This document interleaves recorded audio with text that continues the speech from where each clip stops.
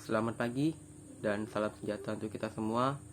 Hadirin yang saya hormati, Bapak dan Ibu guru yang saya cintai, dan yang saya banggakan teman-temanku semuanya. Marilah kita puji syukur atas kehadirat Tuhan Yang Maha Esa. Kita masih bisa berkumpul di ruangan ini dalam keadaan baik dan sehat. Hadirin yang saya hormati, kita sebagai warga negara Indonesia harus memiliki jiwa yang nasionalis dan jiwa cinta pada tanah air kita. Negara Indonesia termasuk negara kepulauan terbesar di dunia. Negara yang memiliki 1000 pulau dari Sabang sampai Merauke. Negara kita juga memiliki banyak budaya, agama, dan suku yang berbeda-beda. Namun perbedaan tersebut tidak menjadikan negara Indonesia terpecah belah. Dengan ada semboyan Bhinneka Tunggal Ika, meskipun beda-beda, tetapi tetap satu, yang dijekamkan oleh Bung Garuda yang melambangkan rasa kuatnya atas persatuan dan kesatuan bangsa Indonesia. Hadirin yang berbahagia, meskipun di latar belakangi berbagai perbedaan, tentunya kita tidak ingin negara kita terpecah belah. Kita harus mengingat bagaimana para pejuang dan para pahlawan kita meraih kemerdekaan. Mereka berjuang sampai titik darah penghabisan, bahkan sampai rela korban demi negara kita. Kita harus bersyukur karena kita tidak harus mengangkat senjata untuk menjaga perdamaian bangsa kita ini. Kita sebagai generasi muda tentunya memiliki peran yang sangat penting bagi bangsa Indonesia. Tentunya di masa-masa sekarang ini, di mana COVID-19 sudah mewabah negara kita. Maka dari itu, kita harus mensukses program pemerintah sebagai bentuk kepedulian bangsa dan negara kita. Selain itu, rasa syukur dapat diwujudkan sebagai berikut. Yang pertama, kita harus bangga memakai produk dan buatan dalam negeri. Kita sebagai generasi milenial, kita harus memperhatikan kesejahteraan masyarakat. Kita harus bangga memakai produk dalam negeri.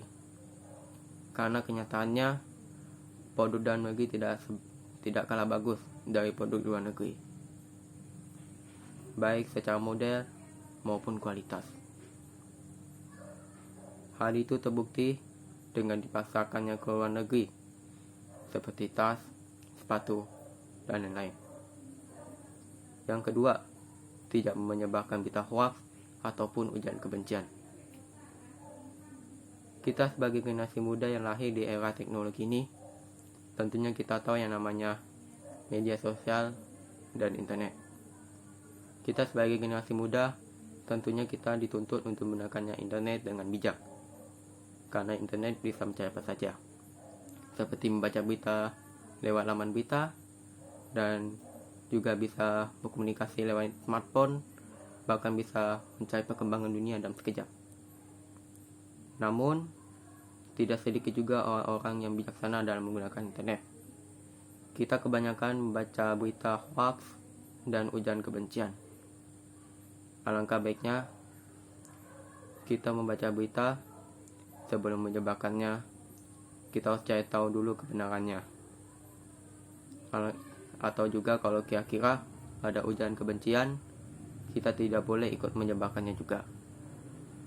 Jadilah generasi muda yang cerdas dalam menggunakan internet. Yang ketiga, menggunakan bahasa Indonesia yang baik dan benar. Seperti yang sudah dikatakan dari awal, bahwa bangsa Indonesia ini memiliki banyak pulau.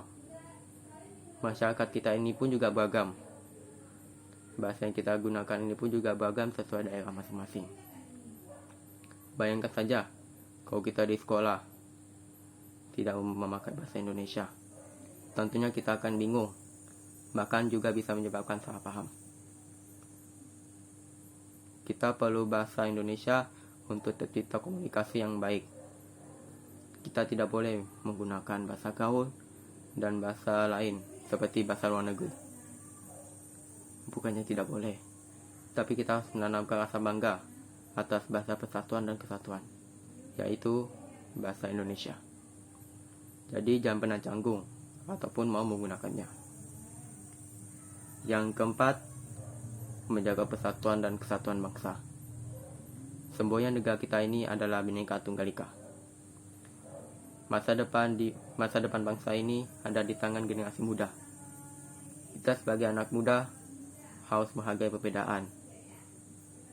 Jangan sampai kita, jika ada perbedaan, tentunya negara kita terpecah belah. Oleh karena itu, mari kita junjung tinggi nilai persatuan dan kesatuan demi bangsa dan negara Indonesia. Sekian, terima kasih.